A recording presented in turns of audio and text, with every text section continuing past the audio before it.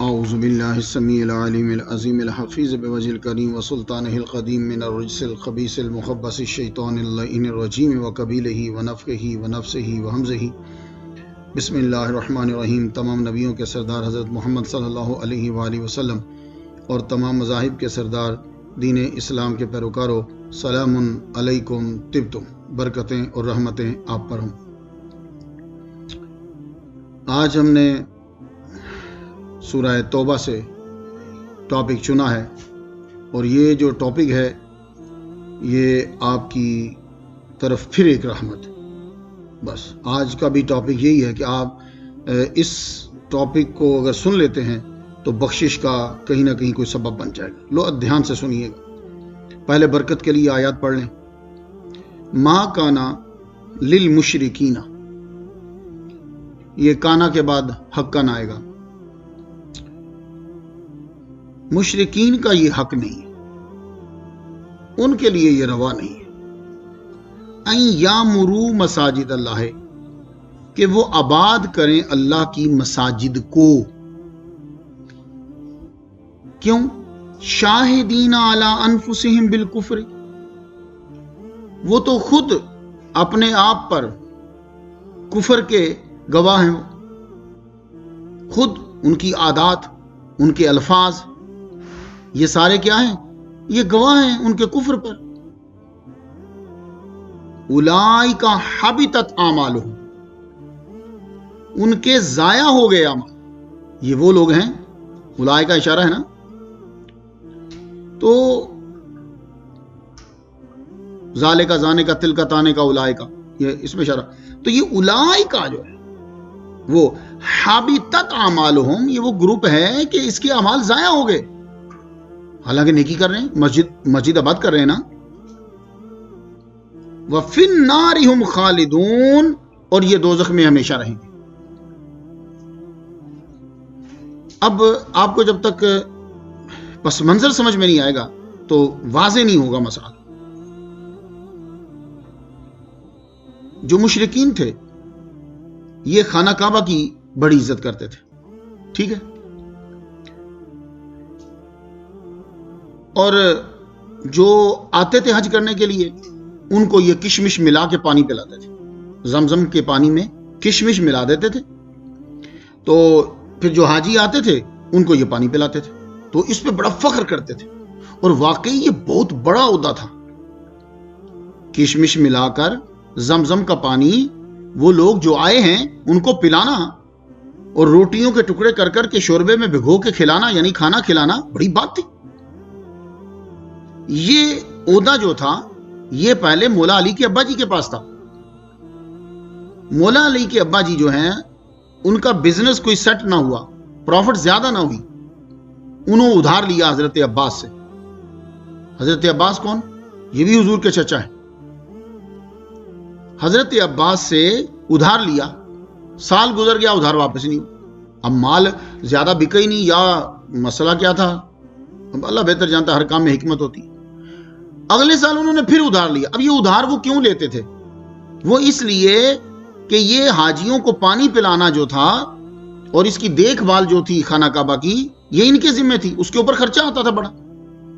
کشمش جو ہے وہ کہاں سے لانی، اور پھر اتنے لوگ ہوتے تھے، سب کے لیے کشمش بھگو کے رکھنا۔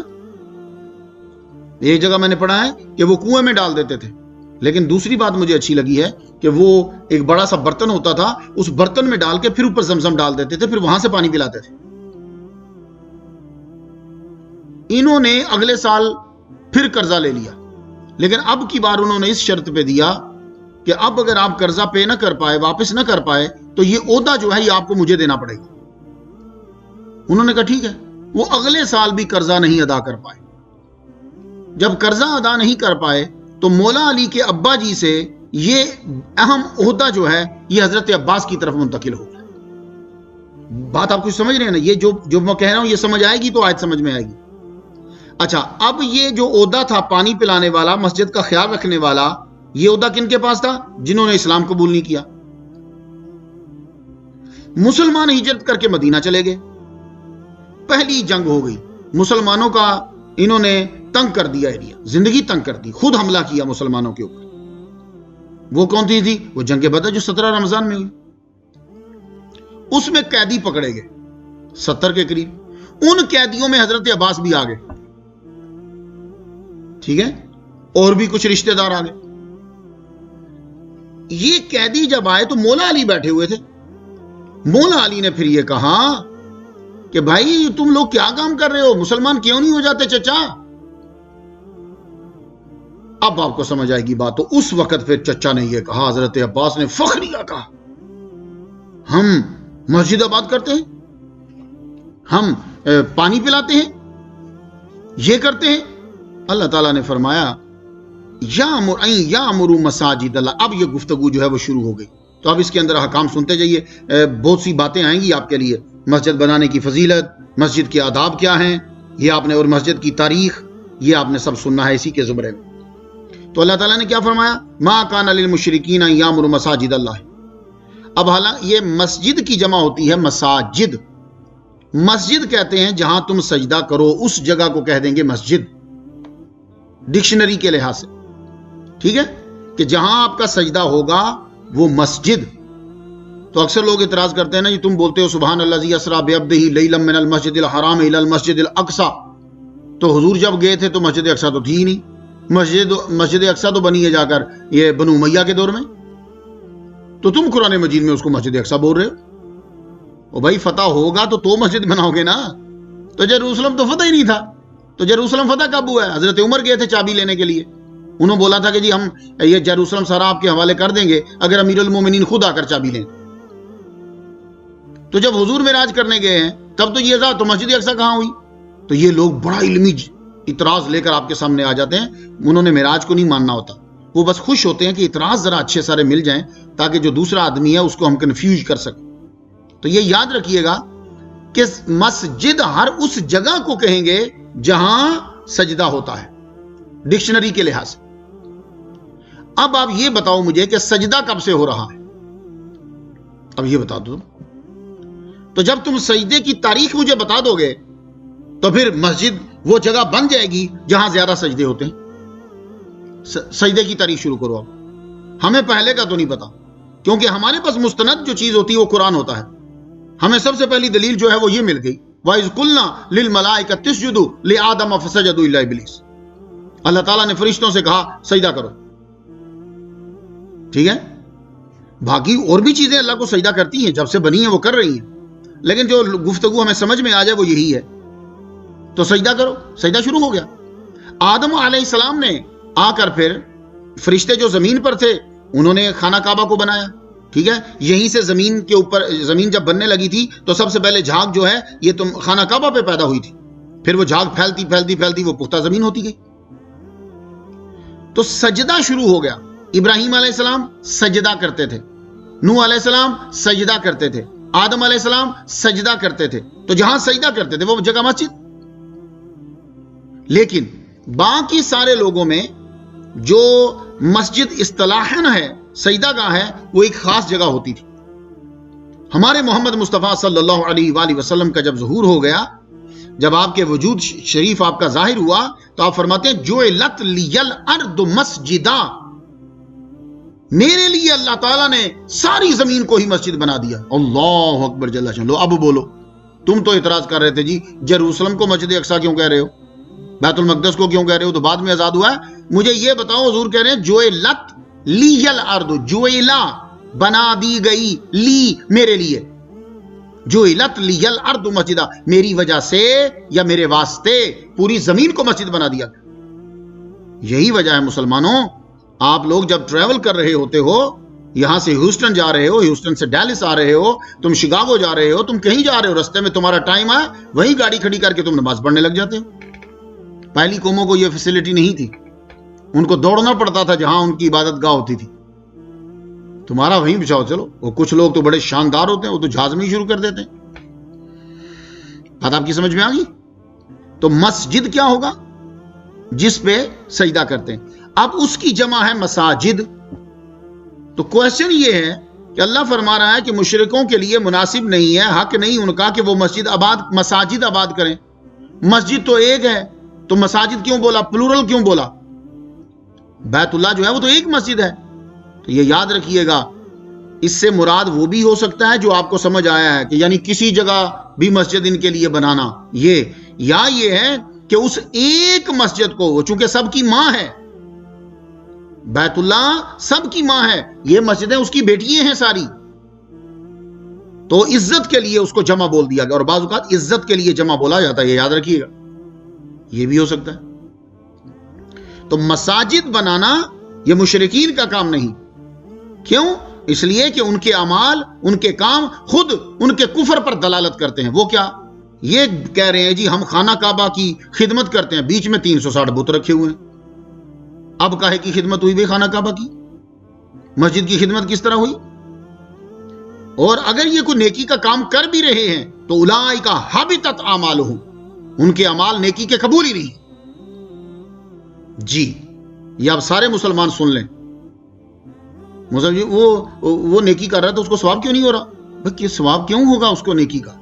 اس لیے کہ ایمان جو ہے، یہ یاد رکھیے، نیکی کے لیے ایمان اتنا ہی ضروری ہے جیسے سجدے کے لیے وضو ضروری ہے۔ آپ میں سے کوئی آدمی کہ جی میں سجدہ کر لیتا ہوں، حرام ہے سجدہ اس کا کرنا، اس کا وضو ہونا چاہیے۔ اس لیے جو کرکٹر چھکا لگا کے بعد میں سجدہ کرتے ہیں تو پہلے وہ یہ طے کر لے کہ میں نے وضو کیا ہوا کہ نہیں کیا ہوا، اور دوسرا یہ بھی وہاں طے کر لے کہ کرکٹ گراؤنڈ کے اندر خانہ کعبہ کس سائڈ پہ ہے۔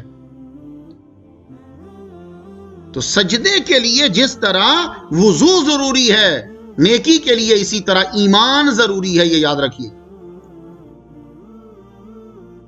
میں اس کی بارہا مثالیں آپ کو دے چکا ہوں۔ وَفِي النَّارِ هُمْ خَالِدُونَ، ہمیشہ وہ دوزخ میں رہیں گے۔ دنیا میں کوئی فائدہ ہو جائے، یہ بات یاد رکھیے گا، آپ جتنے لوگ ہو اگر ایمان کے بغیر کام کر رہے ہو تو آپ کو بینیفٹ ملے گا آپ کو دنیا میں فائدہ۔ اب بل گیٹ نے کتنے بلین دیا انڈیا کو پانی، غریبوں کو پانی پلانے کے لیے؟ شاید 2 بلین سے زیادہ دیا تھا، پرانی بات کر رہا ہوں میں۔ تو دنیا میں فائدہ ہو سکتا ہے، بڑے بڑے امیر لوگ جو ہیں وہ پیسے دیتے ہیں، دنیا میں بھی فائدہ ہوتا ہے ان کو، یہ نہیں ہے کہ فائدہ نہیں ہوتا۔ اللہ تعالیٰ نے ہر چیز کے اندر ایک فائدہ رکھا ہوا ہے، لیکن سب لوگ یہ سن لو، ایک بعد کا فائدہ ہے، وہ سوچنا ہے کہ وہ کس کس کو ملے گا۔ آگے چلیے، انما یعمر مساجد اللہ، اب مسجدیں بنائے گا کون؟ یہ اب آپ کا ٹاپک آ گیا۔ سب اب کان ذرا تھوڑے سے کھول لیجیے اور غور سے توجہ سے سنیے کہ مسجد کون بنائے گا اور مسجد بنانے کا مطلب کیا ہوتا ہے۔ انما یعمر مساجد اللہ، اللہ کے مساجد، اللہ کے گھر جو ہیں، اللہ کے گھر وہ بنائے گا من آمن باللہ۔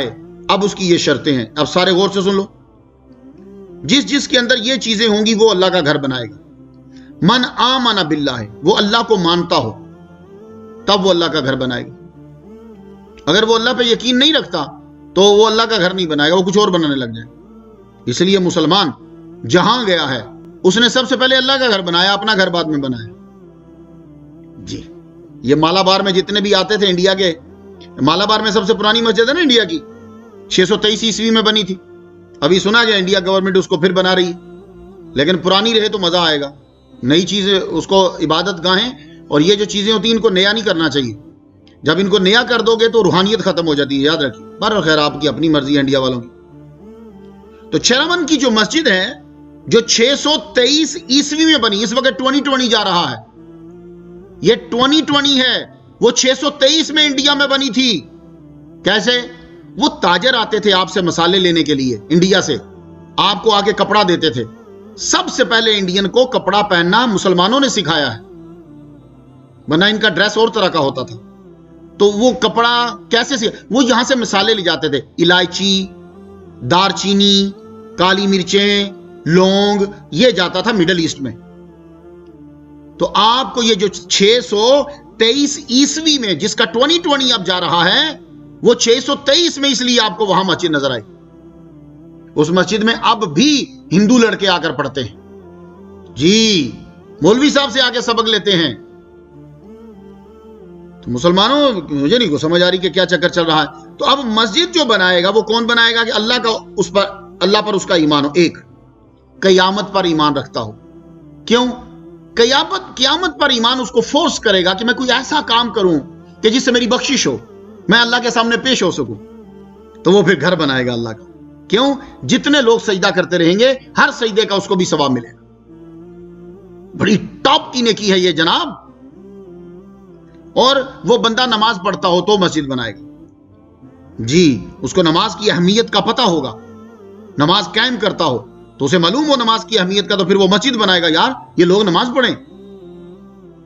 زکات دیتا ہو, وہ اللہ کی راہ میں خرچ کرتا ہوگا تو مسجد بنائے گا, ورنہ وہ آنا نہیں خرچ کرے گا. تو زکات دیتا ہوگا, دوسروں کو دیتا ہوگا, تو پھر وہ کہے گا نہیں یار مجھے اللہ کے لیے بھی بنانا چاہیے گا, تو وہاں بھی وہ پیسے دھڑا دھڑا خرچ کرے گا. اور خوف خدا ہو اس کو. کیوں مسجد بنانا آسان کام نہیں بھائی, بڑی مشکل ہوتی ہے.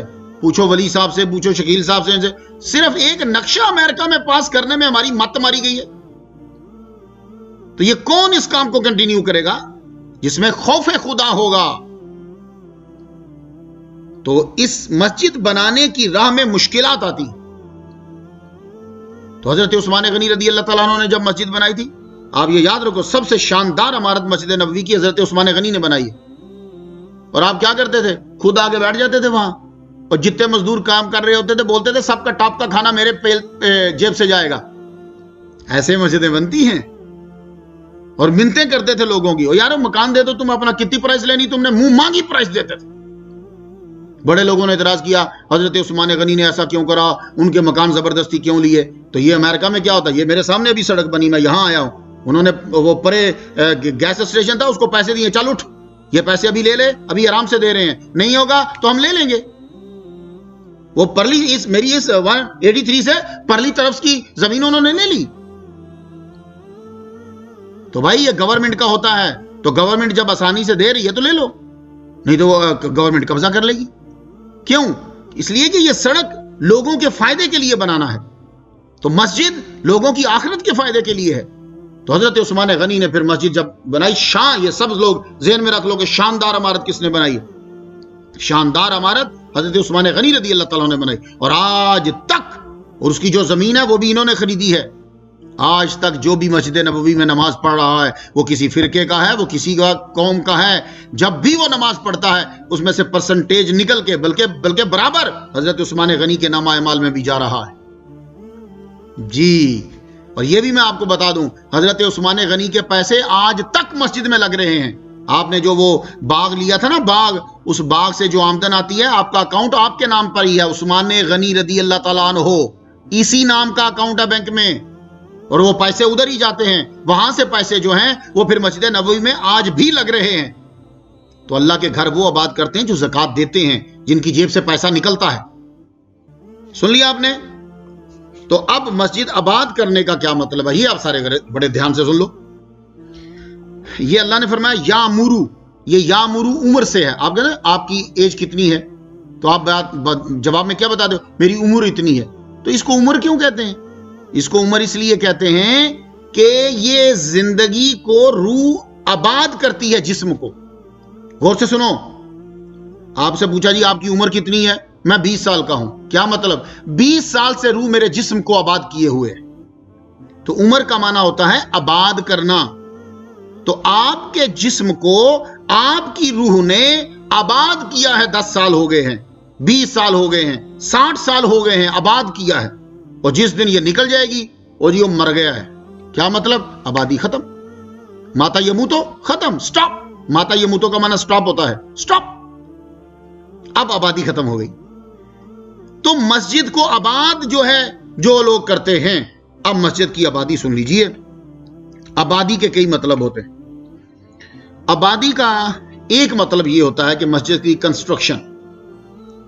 آپ نے زمین دی, یہ مسجد کی آبادی ہے. آپ نے اس کے اوپر دیواریں کھڑی کی, یہ مسجد کی آبادی ہے. آپ نے مسجد کی چھت بنائی, یہ مسجد کی آبادی ہے. پھر اس کے بعد آپ نے مسجد میں کندیلیں لگا دی, لائٹ لگا دی, یہ مسجد کی آبادی ہے. سب سے پہلے لائٹ کس نے لگائی تھی مسجد میں؟ تمیم داری نے. وہ ان کا بزنس تھا, وہ دوسری کے سٹیز میں, کنٹریز میں جاتے تھے, وہاں سے وہ زنجیریں لے کر آئے, کندیل لے کر آئے, اس میں دیا ہوتا تھا. انہوں نے آ کر سب سے پہلے, اس وقت حضور ظاہری طور پر نماز پڑھاتے تھے, زندہ تھے, ظاہری طور پر کہہ رہا ہوں, زندہ تو اب بھی ہیں, ظاہری طور پر موجود. تو انہوں نے کندیل لگائی, حضور مسجد میں داخل ہوئے, کندیل کو روشن دیکھا, کہنے لگے تمیم داری تو نے ہماری مسجد کو روشن کیا, جا خدا تیری قبر کو روشن کر دے. یہ پہلا کندیل لگا تھا ہماری مسجد میں, لیکن مسجد میں فرش نہیں ہوتا تھا.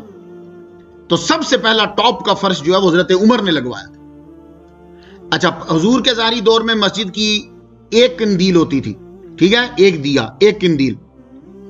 اس کے بعد حضرت عمر نے اپنے ظاہری دور میں پیسے آگے تھے زیادہ، تو انہوں نے کہا اللہ کا گھر ذرا زیادہ روشن کرو، پھر آپ نے دوسری کنٹری سے اور قندیلیں منگوائیں ٹاپ کی، تو وہ جب ساری ایک دم لگ گئی اور روشن ہوئی رات کو، تو حضرت علی داخل ہوئے مسجد میں۔ آپ نے دیکھا آج تو مسجد روشن ہے، تو حضرت علی نے سیم وہی الفاظ کہے، عمر نے ہماری مسجد کو روشن کیا، خدا عمر کی قبر کو روشن کرے۔ تو اب میں پوری دنیا سے یہ پوچھنا چاہتا ہوں، علی کو بڑا مرتبہ ہے ہمارے نزدیک بھی، ہمارے تو سر جھک جاتے ہیں، علی مولا ہے، پر بتاؤ یہ دعا حضرت عمر کے لیے قبول ہوئی کہ نہیں ہوئی؟ اگر تم بولو نہیں ہوئی تو پھر اس کا مطلب ہے تم علی کو مانتے ہی نہیں، پھر تم علی کو نہیں مانتے، پھر یہ دعویٰ چھوڑ دو۔ ہمارا یہ عقیدہ ہے کہ آپ کی دعا قبول ہوئی، ویسے تو ان کے اور بھی بڑے درجے ہیں، لیکن اس زاویے سے لے آؤ۔ تو تمیم داری کے بعد حضرت جو ہے وہ عمر، شاندار عمارت جو ہے وہ حضرت عثمان غنی رضی اللہ تعالیٰ عنہ نے اس کے لیے بنائی۔ تو یہ جو مساجد ہیں، اب مساجد بنانے کے فضائل سن لیجئے کہ کتنے ہیں۔ آپ لوگوں نے مسجد بنانی، اب اس میں یہ نہیں ہے کہ کوئی ایشیا کی سب سے بڑی مسجد بنائے گا تو جنت میں جائے گا، یا شاہ فیصل بنائے گا تو جنت میں جائے گا، اتنی بڑی مسجد بنا دے گا، نہیں۔ آپ نے اگر اتنی ساری مسجد بھی بنائی، دیکھ رہے ہیں میرا ہاتھ، اور یہ ہاتھ میں بڑا بتا رہا ہوں آپ کو، کونج کے، حدیث سن لیجئے اس کا ترجمہ، کونج کے گھر کے برابر بھی اگر کسی نے مسجد بنائی تو اللہ تعالیٰ جنت میں اس کو جگہ دے گا۔ مسلمانوں سن لو، تو مسجد بنانے کا مطلب یہ نہیں ہے صرف کہ تم دیواریں کھڑی کرو، نہ نہ نہ نہ، تم آ کر مسجد میں نماز پڑھو، یہ مسجد بنانا ہے۔ تم آ کر مسجد میں اذان دو، یہ مسجد بنانا ہے۔ تم آ کر مسجد میں نماز پڑھاؤ، یہ مسجد بنانا ہے۔ تم مسجد میں آگے تقریر سنو، یہ مسجد بنانا ہے۔ تم مسجد میں آگے تقریر کرو، یہ مسجد بنانا ہے۔ مسجد کی حفاظت کرو، صفائی کرو، یہ مسجد بنانا ہے۔ یہ سب مسجد بنانا ہے۔ تو اس لیے جتنے اس وقت سن رہے ہو، آپ ضرور کسی نہ کسی حصے میں تو شامل ہو گیا،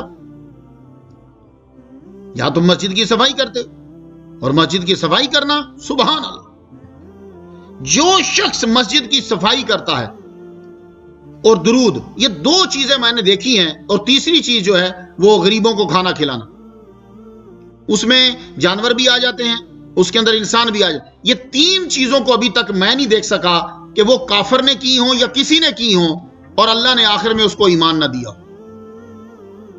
یہ تین چیزیں ایسی۔ محمد مصطفیٰ صلی اللہ علیہ وسلم کی تعظیم کیا، وہ کسی مذہب کا تھا، آخر میں اس کو کہیں نہ کہیں ایسا لگا کہ اس شخص نے اسلام کو قبول کر لیا، یعنی خدا نے اس کی بخشش کا سبب بنا دیا۔ اس لیے جب تمہیں موقع ملے مسجد کو ضرور صاف کریں۔ میری یہ آرزو ہے، میرا اللہ پاک جب مجھے مسجد ہے جسے خود بناؤں میں اس کے ریسٹ روم صاف کیا کروں گا۔ سب سے بڑی نیکی ہوتی ہے یہ۔ اور ایک آج میں آپ کو سیکرٹ بتا دیتا ہوں، آپ کبھی جانا مسجد نبوی میں، مسجد نبوی کے ریسٹ روم میں کبھی جانا رات کے 12 بجے کے بعد، تمہیں وہ بندے نظر آئیں گے ریسٹ روم صاف کرتے جو وہاں کے ملازم ہی نہیں۔ وجہ، ریزن، وہ اس ملازم کو پیسے دے کے کہتے ہیں یہ لے، یہ تیری آج کی دیہڑیاں لے کے نکر پہ بیٹھ جا، پورا ریسٹ روم مسجد نبوی کا وہ خود صاف کرے گا۔ وہ یا وقت کا کتب ہے، ابدال ہے، یا بڑا امیر آدمی ہے، وہ اپنے لیے سعادت سمجھ رہا ہے کہ میں مسجد کو صاف۔ ایک یہودی بچہ آیا کرتا تھا مسجد صاف کرنے حضور کے دور میں، حضور نے اس کو منع ہی نہیں کیا۔ میں بڑا سوچتا رہا، میں نے کہا یار یہ تو لکھا ہوا ہے کہ مسجد میں داخل نہ ہونے دو، فقہا کی کتابیں پڑھی ہیں، بات بالکل صحیح ہے، ان کی غلط نہیں ہے۔ پتہ نہیں اس نے وضو کیا ہے یا وہ پاک ہے ناپاک ہے، وہ آ گیا ہے، لیکن میں اسے پڑھتا رہا، اینڈ پہ چیز واضح ہو گئی کہ نبی نے اس لیے نہیں روکا اس کو کہ وہ بندہ روز صفائی کرتا تھا، تو آپ نے لوہے محفوظ پہ دیکھ لیا تھا یہ مسجد کی صفائی کے صدقے رب اس کو ایمان عطا فرما دے گا، اور وہی ہوا، اس کو ایمان عطا فرما دیا۔ مسلمانوں تم کیا سمجھتے ہو مسجد کو؟ یہ بڑی زبردست، اور سارے سن لو، ہمارے اشفاق عزیز صاحب بھی سن رہے ہوں گے، اللہ تعالیٰ ان کو شفاء کاملہ عاجلہ عطا فرمائے۔ میں نے ان کے گھر میں دیکھا ہے ایک کمرہ، شکیل کے گھر میں گیا، میں اس کے گھر میں بھی ایک کمرہ دیکھا ہے، اور بھی رقیب بھائی بھی ہوں گے، باقیوں کے میں نام نہیں جانتا، جن جن لوگوں نے اپنے گھروں میں کمرہ بنایا ہوا ہے وہ بھی ان کے لیے مسجد ہے۔ اس کی اس لیے تعظیم کرو کہ یہ رب کے ساتھ منسوب ہو گیا ہے، میرا رب اتنا بڑا رحمان و رحیم ہے، مجھے مکمل اس پہ جو ہے وہ ہمیں امید ہے، میرا رب جو ہے وہ کوئی کنجوس نہیں، نعوذ باللہ نعوذ باللہ، تمہیں اس کا بھی ثواب دے۔ تم نے اپنا ایک پورا گھر، یار تم نے $500,000 کا گھر لیا اور ایک کمرہ تم نے اللہ کے نام پہ رکھ لیا، حالانکہ تم گیموں والا کمرہ بھی بنا سکتے تھے، نہیں تو اس کو ذرا سجایا کرو اچھا تھا۔ یہ بہنیں میری سن رہی ہوں گی، خوب سجایا کرو اس کو، اچھے تکیے لگا کے، اچھی مجھے یہ الطاف نور صاحب نے دیا تھے، سونے کے نام اللہ تعالیٰ کے لکھے ہو، سونے سے، گولڈ سے، وہ میں نے جا کے اللہ کے گھر میں لگا دی۔ اللہ کے گھر کو خوب اچھی لائٹیں لگاؤ تاکہ تمہارے بچوں کو پتا چلے، چھوٹوں کو، یار یہ کیا چیز ہے، ہمارا ابا ہماری امی اس کی صفائی روز کیوں کرتی ہیں، اس کی جانب کیوں، اس کی دھیان زیادہ کیوں رکھتی ہیں۔ یہ بات جب بیٹھ جائے گی تو سمجھو کہ تم نے امریکہ میں ان کو 3 سال مدرسہ پڑھا دیا، مولوی بنا دیا، بس اتنی سی بات پہ وہ جو تم نے اس کو سیٹ رکھا ہے، لیکن اس کو نارمل نہیں رکھنا۔ اب ذرا فضائل سنتے جاؤ سب لوگ، اور دھیان سے سن لو سب لوگ، مسجد بنانے کے فضائل۔ اب بنانا میں نے تمہیں بتا دیا سارا، اب یہ نہ کہنا بنانے کا مطلب یہ ہے کہ دیواریں کھڑی کرنی ہے، سب کچھ بنانے میں آتا ہے۔ اب ذرا فضیلت اپنی سن لو تم لوگ۔ جس شخص نے اللہ کی رضا کی طلب کے لیے مسجد بنائی تو اللہ اس کے لیے جنت میں گھر بنائے گا۔ اب یہ آپ لوگ جنت، اسی لیے مسلمانوں نے جب آئے انہوں نے آتے ہی فوراً مسجد بنائی۔ یہ امریکہ میں جو لوگ سن رہے ہیں میرا لیکچر، 1922 میں باقاعدہ یہاں پہلی مسجد بنی ہے، شکاگو کے اندر، شکاگو میں 1922 میں، یہ جا رہا ہے 2020۔ ہو سکتا ہے کہ اس سے پہلے مساجد ہوں، لیکن ایک ہوتا ہے یہ ریکارڈ میں آ جانا، ایک ہوتا ہے کہ وہ آفیشیل ریکارڈ میں نہیں آیا، آؤٹ آف دا ریکارڈ ہے۔ ہو سکتا ہے کہ لوگ گھروں میں پڑھتے ہوں، جیسے میکسیکو میں کچھ ہے، کولمبس کے ساتھ جو آئے تھے وہ مسلمان تھے نا، کولمبس خود مسلمانوں سے پڑا ہوا تھا، ورنہ اس کو معلوم ہی نہ ہوتا کیسے سفر کرنا ہے۔ تو وہ جو مسلمان تھے اس کے ساتھ انہوں نے، اسی لیے وہاں آثار قدیمہ میں ملی چیزیں، لیکن یہ میں آپ کو بتا رہا ہوں کہ جو انہوں نے ایکسپٹ کرا 1922 میں امریکہ میں سب سے پہلے مسجد۔ چائنا کے اندر میں ویزا لیا پر جا نہیں سکا، میری بڑی آرزو ہے گوانزو جانے کی۔ 627 میں چائنا میں پہلے مسجد بنی، اب 2020 جا رہا ہے، اس 2020 کا جو 627 تھا اس میں مسجد تھی چائنا کے اندر۔ اس لیے گوانزو میں جب آپ جائیں تو آپ کو مسلمان نظر آئیں گے۔ یہ جو ہانگ کانگ کا بارڈر کراس کریں گے نا آپ، تو آگے گوانزو ہی آتا ہے، تو ضرور جائیے، وہاں سب کچھ حلال ہے، مسجدیں ہیں، مزار ہیں، ولی اللہ ہیں وہاں۔ 6ٹھی جنریشن جا رہی ہے غوث پاک کے ماننے والے کی، جو وہاں سے آیا تھا اسلام پھیلانے کے لیے۔ بس میری قسمت، ابھی ٹائم نہیں مل رہا بہت ہے، مجھے جانا وہاں بہت ضروری جانا ہے۔ اور سارے صوفی ہیں، فاتحہ پڑھتے ہیں سب۔ 627 میں چائنا میں پہلی مسجد، دیکھا آپ نے، مسلمان جہاں جائے گا پہلے مسجد بنائے گا۔ اسپین کے اندر 785 میں پہلی مسجد تھی، ہو سکتا ہے اس سے پہلے بھی ہو، لیکن باقاعدہ 785 میں، اس کا یہ 2020 ابھی جس کا جا رہا ہے۔ پیرس کے اندر 8ویں صدی عیسوی میں مسجد تھی، جس کی یہ 2020 جا رہی، 800 میں تھی مسجد۔ جاپان میں 1935 میں مسجد بنی، اور مجھے لگ رہا ہے کہ یہ اسی مسجد میں نماز پڑھ کر آیا ہوں، کیونکہ وہاں لکھا ہوا تھا کہ یہ ترکیوں نے بنائی، اور بالکل وہاں ٹرکش ہی تھے، انہی کا جھنڈا لگا ہوا تھا، اور انہی کا بہت کمال کی مسجد بنائی۔ اس کی پکچر ہے یہ درود لکھی میں یا درود تاج میں، آپ دیکھیں گے میں وہاں نماز پڑھ رہا ہوں۔ تو جاپان میں یہ 1935 میں بنی ہے، ہو سکتا ہے کہ اس سے پہلے بھی ہو۔ آسٹریلیا میں 1861 میں مسجد تھی، یہ جس کا 2020 جا رہا۔ مسلمانوں تم کیا بات ہے تمہاری، آج کل ویسے تم سوئے ہوئے ہو۔ اب ذرا سن لو، جس نے اس لیے مسجد بنائی تاکہ اس میں اللہ کا ذکر کیا جائے، اللہ اس کے لیے جنت میں گھر بنائے۔ اب بولو سارے، جس نے اپنے گھر میں ایک کمرہ مخصوص کیا، کس لیے کیا؟ آگی نا حدیث، تم آگے نا اس کے بیچ میں۔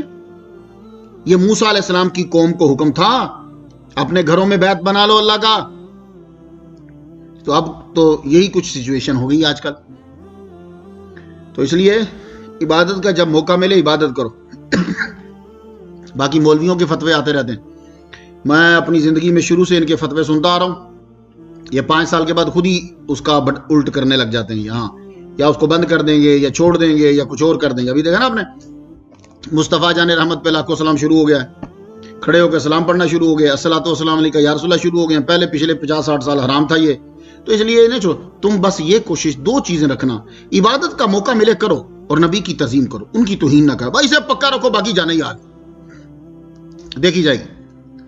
اب مجھے یہ بتاؤ کہ یہ جو حدیث میں نے آپ کے لیے پڑھ ڈالی، یہ حدیث مبارکہ ترمذی شریف میں ہے، 1635 حدیث نمبر ہے اس کا، اور یہ نسائی شریف کے اندر یہ حدیث مبارکہ ہے جس کا 635 نمبر حدیث کا نمبر ہے. مسند امام احمد میں یہ حدیث ہے جس کا 386 نمبر ہے حدیث کا، کہ جس نے اس لیے مسجد بنائی، سجدہ گاہ بنائی تاکہ میں اس میں اللہ کا ذکر کیا جائے، اس کے لیے جنت میں اللہ تعالیٰ گھر بنا دے.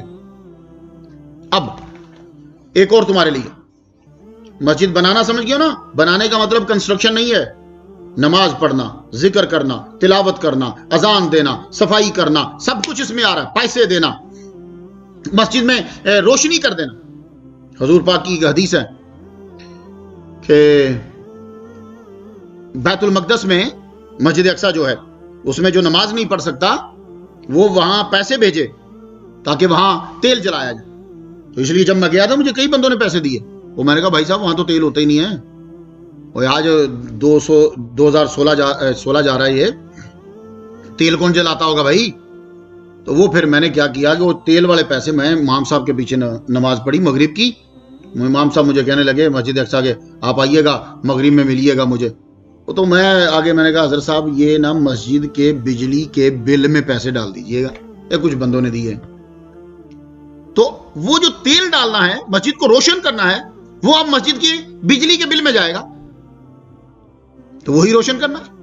تو بجلی کا بل جب آپ تم لوگ دو گے تو اس لیے بڑی ضرورت ہے بھائی آج کل تو جتنے لوگ سن رہے ہو کم از کم کوئی بندہ بجلی کا بل کوئی کسی طرح اس طرح جس کے قریب جو مسجد بن رہی ہے یا جو ہاں وہ زیادہ نماز پڑھ رہا ہے تو آپ دیجئے اسے، تاکہ خدا تعالیٰ تمہاری عاقبت جو ہے سنوارے. اب ایک اور فائدہ سن لو. تو مسجد آباد کرنے کا کیا؟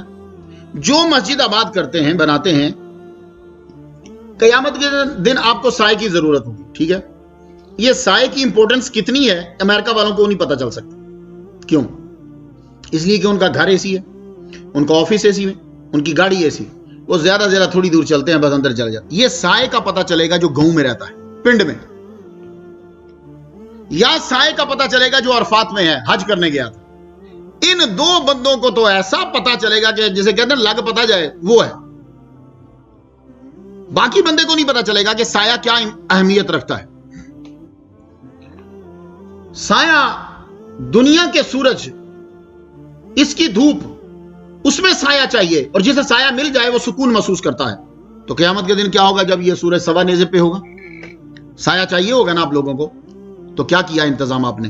چھتریاں خرید لی چائنا کی، آپ نے امبریلا خرید لی، پکی خرید لی. تو یہ کیا گارنٹی ہے کہ وہاں تک جائے گی کہ نہیں جائے گی؟ تو بس پھر آج آپ کو میں ایک امبریلا دے رہا ہوں، ویسے سب زبانی یاد کر لو. محمد مصطفیٰ صلی اللہ علیہ وسلم نے فرمایا ہے، بخاری مسلم، سن لیجئے ذرا، کہ اللہ تعالیٰ 7 آدمیوں کو سایہ دے گا قیامت کے دن. اپنے سائے میں رکھیں، ٹھیک ہے؟ عرش کا سایہ ہو، اپنا سایہ ہو، اس کا یعنی اس کی جانب سے تمہیں سایہ ملے گا جس دن اس سائے کے علاوہ کوئی سایہ نہیں ہے. وہ 7 بندے ہیں. اب ان میں سے ایک جو آدمی ہے جو ہم سے ریلیٹڈ ہے، وہ کیا ہے؟ جس شخص کا دل مسجد سے نکلنے کے بعد بھی مسجد سے جڑا رہے جب تک وہ مسجد میں آ نہ جائے. لاک ڈاؤن میں جتنے بندے گھروں میں سن رہے ہو، تمہاری تڑپ ہمیں میسیجز سے پتہ چلتی ہے. تم یہ چاہتے ہو کہ ہم مسجد میں آئیں، تو تم کبھی آتے تھے، ابھی تک تڑپ ہے، اور تڑپ ختم نہیں ہوگی جب تک تم مسجد میں آ نہ جاؤ. تو ایسے لوگوں کے لیے قیامت کے دن سایہ اللہ کی طرف سے، یہ ہے مسجدیں آباد کرنا. کہ تم صرف سوچ ہی رہے ہو کہ مجھے مسجد میں جانا ہے، اس سوچ نے تمہیں خدا کا سایہ عطا فرما دیا. تو سوچو جب تم مسجد میں آ کر نماز پڑھو گے تو کتنا ثواب ہوگا. بلکہ میں نے ایک حدیث میں پڑھا ہے، آدمی نماز پڑھ کے جاتا ہے اور اگلے نماز کا انتظار ہے اسے، وہ اسی طرح جیسے نماز کے اندر ہے، نماز کے اندر نماز ہی پڑھ. اب ذرا ایک اور سن لو، اور یہ بات آج کے مہینے میں یہ بات بڑی پرفیکٹ ہے اور اس کے اندر بڑا بینیفٹ ہے. عذاب نہیں آتا، اللہ چاہتا ہے کہ میں عذاب دے دوں. کیوں؟ اس لیے کہ جب ایک ایکشن ہے تو اس کا ری ایکشن ہے. دنیا کے اندر یہ اصول ہے، ایکشن کا ری ایکشن ہے. تو ایکشن تو سارے غلط ہو رہے ہیں، ہر ایک کا عمل غلط ہو رہا، تو عمل کا تقاضا تو ہے کہ عذاب آئے، لیکن عذاب رک رہا ہے. کیوں؟ اب میں حدیث پڑھتا ہوں، میں اپنی بات نہیں کرنا چاہتا، میں حدیث پڑھنا چاہتا ہوں. یہ تفسیر ابن کثیر سے سن لیجئے. حضرت انس رضی اللہ تعالیٰ عنہ فرماتے ہیں کہ حضور صلی اللہ علیہ وسلم نے فرمایا، اللہ فرماتا ہے مجھے اپنی عزت کی جلال کی قسم ہے، زمین والوں کو عذاب دینے کا ارادہ کرتا ہوں، پھر میں ان لوگوں کو دیکھتا ہوں جو میرے گھروں کو آباد کرتے ہیں، ان لوگوں کو دیکھتا ہوں جو میری مسجد کو، میرے گھروں کو آباد کر رکھتے ہیں، اور جو میری وجہ سے آپس میں محبت رکھتے ہیں، اور جو سحر کے وقت، یہ بھی آپ سحری کریں گے، جو سحر کے وقت اٹھ کر کہتے ہیں استغفر اللہ ربی من کل ذنب واتوب الیہ، ان لوگوں کی استغفار کی وجہ سے میں سب سے عذاب کو ٹال دیتا ہوں. مسلمانوں، آپ جو صبح اٹھ کے تہجد پڑھ رہے ہو، تمہاری وجہ سے ہم گناہگاروں سے عذاب ٹل رہا ہے. اے مسجد بنانے والو جو ابھی بیٹھے ہو میرے سامنے، اے مسجد بنانے والو، مسجد کے آباد کرتے ہوئے گالیاں سننے والو، اپنا وقت نکال کے یہاں مسجد آباد کرنے والو، تمہاری وجہ سے میں عذاب سے بچا ہوا ہوں. سنا مسلمانوں؟ بس آج مسجد کا ہی ٹاپک لے لیا تھا، میں نے کہا کچھ ہو جائے تو یہ ذرا سن لیجئے. تو مسجد میں اب جب تم آ جاتے ہو، مسجد کے کچھ آداب بھی ہیں. آج کل وبا ہے، اور یہ وبا بڑی پرانی ہے. مسجد میں آتے ساری لوگ ساری باتیں کرنی شروع کر دیتے ہیں، اور مسجد کا دروازہ لگتا ہے کہ 6000 میل دور ہے. اگر ہم پیدل چل کے دروازے تک جائیں گے تو تقریباً 26 دن گزر جائیں گے. تو مسجد کے اندر جو ہے وہ دنیا کی بات نہیں کرنی، لیکن جو مسجد سے ریلیٹڈ ہے وہ کر سکتے ہو. دین سے ریلیٹڈ ہے، مسجد سے ریلیٹڈ ہے، مسجد کے معاملات ہیں، وہ آپ مسجد سے کر سکتے. باقی سبزی منڈی نہیں بنانی. ایک دفعہ میں ایک مسجد میں گیا، نماز پڑھ کے میں باہر نکلا، مجھے ایسے لگا جیسے میں وال سٹریٹ سے سبزی منڈی سے نکلا ہوں. باتیں ہر کوئی بڑی ضروری بات ہو. یہ مسئلہ حضرت عمر کے دور میں بھی تھا. حضرت عمر کے دور میں، اب حضرت عمر کا دور کوئی حضور پاک سے کوئی زیادہ دور تو نہیں ہے، تو پتہ یہ چلا کہ مسجد میں باتیں ہوتی ہیں. آپ نے ایک نماز میں دیکھا، 2 نماز میں دیکھا، بندے ٹکا کے باتیں کر رہے ہیں. آپ نے آرڈر دیا، بلایا ترخان کو، بلا کے کہا یہ ڈیک بنا دے بھائی باہر ذرا مسجد کے. تو وہ جگہ بنا دی گئی. تو حضرت عمر رضی اللہ تعالیٰ عنہ نے پھر فرمایا، آپ نے فرمایا جو آدمی پہیلیاں، بجھارتیں ڈالنا چاہتا ہو، شعر سنانا چاہتا ہو، مسجد کے گیٹ سے نکل کے وہ ادھر چلا جائے بس. تو یہ ساری پہلیاں ہوتی ہیں، بجھارتیں ہوتی ہیں، شعر ہوتے ہیں، تو یہاں سے باہر چلا جائے. تو اسی لیے مسجد کے اندر بھی جو ہے کوئی نہ کوئی جگہ بنائی ہوتی ہے تو وہ چلے جائیں. تو آپ نے فرمایا کہ جو بلند آواز کرنا چاہتا ہے وہ اس کھلی جگہ میں چلا. تو یہ ساری وہ باتیں ہیں جن کا دین کے ساتھ کوئی تعلق نہ ہو. باقی ساری اگر آپ دین کی بات کر رہے ہیں، مسجد کے مسئلے کو حل کر رہے ہیں یا چیز، تو یہ آپ وہاں کر سکتے ہو. تو یہ مسجدیں آباد کرنا آپ لوگوں کے لیے. اور پھر جب حضور صلی اللہ علیہ وآلہ وسلم کا فرمان عالی شان، لڑائیاں جھگڑے مسجد سے دور رکھو. جی یہ سارے لوگ سن لو. اگر آپ کو کسی بات پہ غصہ آیا کسی بندے پہ، اب یہ نہیں کہ مسجد میں شروع ہو جائیں، نکال لیں آپ کے میرے پاس لائسنس ہے. اول تو بات ہے مسجد میں لانا ہی منع ہے، یہ یاد رکھیے گا. تو لانا بھی ہو تو اسے چھپا کے رکھتے ہیں. صرف ایک مسجد میں پرمیشن ہوتی ہے، وہ جہاں آپ نے فتح کی ہو تو وہ مولوی صاحب صرف رکھ سکتے ہیں. مولوی صاحب اس کے دستے کے اوپر ہاتھ رکھ کے خطبہ دیں گے، تو وہ بھی ایسے لہرا نہیں سکتے. تو مسجد، حضور صلی اللہ علیہ وسلم نے فرمایا لڑائی جھگڑوں کو دور رکھو اور وضو خانہ مسجد کے دروازے کے پاس بناؤ. اس لیے آپ نے دیکھا انڈیا میں، پاکستان میں، جو ہی آپ مین گیٹ میں انٹر ہوتے ہیں تو ساتھ ہی پہلے وضو خانہ ہوتا ہے. وضو خانے کے بعد پھر آپ جاتے ہیں. اب امریکہ والے کیا کرتے ہیں، ان کے مسائل کچھ ڈیفرنٹ ہیں. اس لیے یہ نہیں ہے کہ آپ حدیث جب آ جائے تو یہ بھی دیکھا کرو، اللہ تعالیٰ آپ کو اس وقت دیتا ہے جب آپ کے لیے آزادی ہوتی ہے. جب آپ مجبور ہوتے ہو تو وہ اپنے احکامات میں نرمی کر دیتا ہے. اب یہاں چونکہ مسائل اور ہوتے ہیں، پھر یہ کیا کرتے ہیں، یہ جو خود بناتے ہیں وہ تو پاس رکھتے ہیں، اور جو کسی نے بنائی ہے اب ہم وہاں کچھ کر نہیں سکتے، وہ پھر الگ سے رستہ دے دیتے ہیں. تو وہ سیم ایک ہی چیز ہے، الگ سے رستہ دے دینا، دروازے کے پاس وضو خانہ بنانا، وہ بات ایک ہی ہے. کیوں؟ کہ تاکہ وضو کر کے پھر اندر آئے. تو جو الگ سے رستہ بنایا ہے وہ بھی مسجد کے باہر ہے، تو وضو کر کے وہ پھر اندر آتا ہے. تو جب آپ لوگ بناؤ تو یہ حضور صلی اللہ علیہ وآلہ وسلم کی حدیث مبارکہ ہے. تو مسجدیں جو ہیں وہ آپ لوگ آباد کیجئے، مسجدوں میں آئیے. مسجد کے اندر جو ہے بزنس نہیں کر سکتے کہ کوئی بندہ کہ جی سارے کپڑے لے کے مسجد کے اندر آ جائے اور لگا دے جی یہ فلاں صاحب کے ہیں، یہ فلاں کمپنی کے، یا فلاں کمپنی کے. مسجد کے اندر ہی سامان باہر رکھو، ایسے ہی بس اشارتاً گفتگو کر دو بھائی سامان آیا ہوا ہے، کوئی اور بندہ کہ وہ نہ کہ کوئی اور بندہ بول دے تو وہ باہر جا کے سامان کو اور کوئی چیز گم جائے تو مسجد میں آپ اعلان نہیں کر سکتے. حضور نے فرمایا جو اپنی گمی ہوئی چیز کو اعلان کر رہا ہے اللہ دعا کرو اللہ کرے اس کی ملے ہی نہ. حضور تو مسجدوں کو خوبصورت رکھو, سجا کے رکھو, اس لیے جب تمہارے بچے آئیں ان کو ساتھ بٹھایا کرو اور انہیں بتایا کرو بیٹے یہ مسجد ہے, ہمیں یہاں آرام سے بیٹھنا ہے. یہ نہیں کہ اگر مولوی نے سمجھایا تو مولوی کے ساتھ 26 سال تک بولنا ہی نہیں ہے. نہ ایسا نہیں کرنا, اس کو آرام سے رکھیے, اسے سمجھائیے تاکہ اسے معلوم ہو کہ مسجد کیا ہوتی ہے. تو یہ مسجدیں تمہاری نجات کا ذریعہ ہے. اب سن لیجئے بات کو آیت پر ہی ہم تاکہ ختم کر دیں. اجعلتم سقایۃ الحاج وعمارۃ المسجد الحرام, کیا تم نے بنایا ہے حاجیوں کو پانی پلانا اور مسجد تعمیر کرنا اس شخص کی طرح کہ جو اس شخص جیسا جو ایمان لایا اللہ کے ساتھ, یوم آخرت پر ایمان لایا, وجاہد فی سبیل اللہ, اللہ کے دین کو پھیلانے کے لیے کوششیں کی ہیں اس نے, جانی مالی ہر طرح کی. لا یستوون عند اللہ, یہ اللہ کے برابر نہیں ہے. تو انہوں نے کیا کہا تھا, ہم مسجد بناتے ہیں, خانہ کعبہ کی تعمیر کرتے ہیں, اس کو پانی بندوں کو پانی پلاتے ہیں. تو اے علی تو ایسی باتیں کیوں کر رہا ہے, ہم نہیں نیکی کر رہے. تو اللہ تعالیٰ نے پھر آیت بھیج دی, تم چاہے خانہ کعبہ کے اندر رہتے ہو, خانہ کعبہ کی خدمت کر رہے ہو, ایمان نہیں ہے تو تم اس شخص کے برابر نہیں ہو سکتے جو اللہ پر ایمان لایا ہے اور ہجرت کر کے محمد مصطفیٰ کے قدموں میں آ گیا ہے. تو اس لیے خانہ کعبہ آپ کو حاجی تو بنا دے گا لیکن محمد مصطفیٰ کا ساتھ آپ کو صحابی بناتا ہے, یہ یاد رکھیے گا. تو نبی کا ساتھ جو ہے وہ بڑا ضروری ہے, تو وہ ہرگز برابر نہیں ہے. واللہ لا یہدی القوم الظالمین, اور اللہ تعالیٰ ظالم قوم کو ہدایت نہیں دیتا.